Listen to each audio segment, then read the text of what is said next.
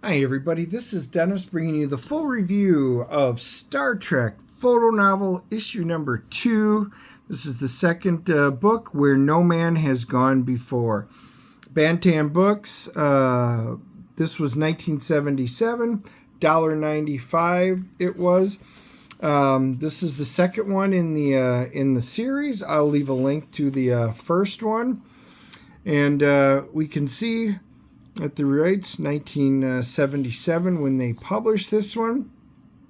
We'll get into a bit of the history of the book, but this gives a great intro of the cast list: Captain Kirk, Mr. Spock, and of course Gary Mitchell, played by Gary Lockwood, Elizabeth Dehner. She was a doctor that was assigned. The great Sally Kellerman played it. Loved her all the way back from MASH. Scotty, of course. Sulu.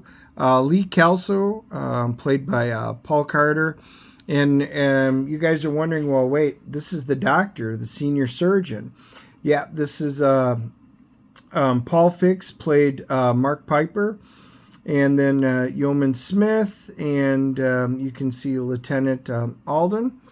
And this actually, that's not Bones. And for those of you not big Star Trek fans, this was actually the second pilot. It was unprecedented. The first pilot, it didn't go over very well. So even though they had spent $630,000 on it, they wound up bringing in ordering a new pilot, and a few scripts competed, and this wound up being the winner for it. So this one is the Fotonovel, where they use screenshots, which was great, from the 1970s, being able to take it right off the film. You might be able to hear the crackling as I go through it. You see Captain Kirk and Mr. Spock playing 3D chess, which he makes a great comment in here about, you play a very irritating game of chess. And they wind up finding a lifeboat. And again, you can see with each of the stills, it's very much like character. They have the balloons. And you can even see where they're beaming it aboard, where it's phased out, so that's a great lift. And on there they have if they're trying to explain something, they have a great dialogue box for the narrator about what's going on. But you'll notice that their uniforms are different. These are not the ones from most of the series, because this was a pilot. The Cage had different uniforms. This one had a different set of uniforms. You'll notice that the we'll call it the neckline. You see how it's got that material on there, whereas the final versions were completely different. This wound up being a very good success, a great episode. So obviously the series went forward, and they made 3 seasons of it.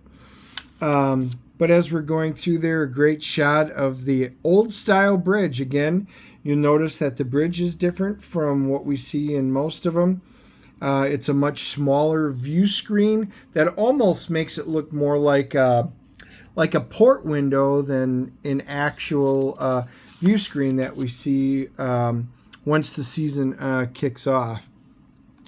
But the Fotonovel just does a great job of recapturing everything. You'll notice in here Leonard Nimoy, who, of course, is the famous Mr. Spock.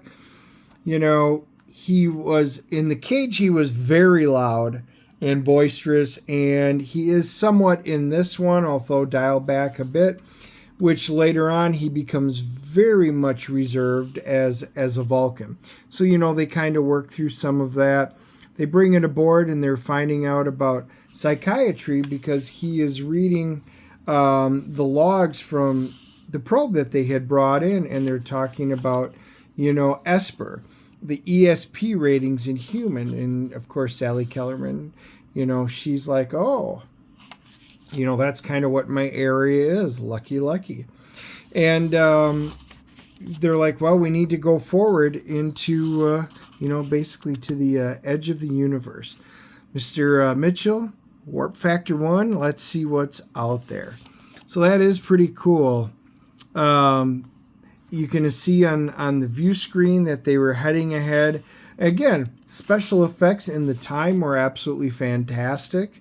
And like this one, I still remember Leonard Nimoy from the episode. Captain, I'm getting conflicting reports. Deflectors say there is something there, and sensors say there isn't. Density negative, radiation negative, energy negative. And you can see where he's much louder than his normal future reserve self. It must be a force field of some kind. Whatever, contact in 12 seconds. And then, boom. Gives a great, you can just see it. That's just cool looking. They wind up hitting the galactic barrier. And, something happens. Suddenly, strange laser-like beam flashes through the bridge, singling out Dr. Dehner and Lieutenant Mitchell with the searing luminous light. So that is pretty cool. Then a great shot of the Enterprise basically returning to the safety of their galaxy. So anyway, as the episode continues, again, you see him wake up. And this was great when they zoomed in the episode. It was a great zoom in on Gary Mitchell's eyes, and you can see it. They pulled it very well off of here. So they bring up the captain's logs. The doctor's ESPER rating is exceptionally high. 20 out of 100. I've also checked on Mitchell, and his is even higher. And you can even see when they were showing it up on their view screens on the science station. It's old text, but, this was the technology of the 60s, and I think they did a great job being able to show it. This is a really good sci-fi episode. Sometimes you can think of something as just being purely Star Trek or sci-fi, and, this was just a great sci-fi episode. And, they start talking back, and they even do a good job where Mitchell's voice in the show is like, that doesn't sound very friendly. Didn't I say you better be good to me? Kirk is stunned by all that he hears, and from the traces of friendliness instantly drained from his face. They did a great job with the sound effects in there, and, the book does a great job of being able to do it. Thing I like about this is you can actually go in and kind of read what's on the screens where you can't do that very well, during the episodes. But again, the photo novels just do a great job of capturing everything from the episode. Now, this episode, this set a record for Star Trek. They had the most number of the Starship Enterprise crew members that wind up dying in any episode. There were 12 altogether. In the end, of course, spoiler alert, chances are you guys have seen the episode. Some of you might even own the book. But Lieutenant Mitchell, the Dr. Dehner, Kelso, he winds up, I won't tell you how in case you didn't, he wound up passing. But then the Enterprise also had 9 when they crossed the galactic barrier that Mr. Spock mentions in there that passed away through it. So that is 12. You can see how they did a nice job. I even love that where you see the jagged edge and everything like that. Yeah, just great. So anyway, guys, this was just a really cool book. I wanted you guys to be able to see them. I'll kind of go through some of them. If you guys love this book, you can go out and find it. eBay, Amazon. Maybe you get lucky, you find one at a used bookstore out in the wild. These are hard to come by in really good shape. I know that. I've had mine since I was young, and I try and keep them in great shape.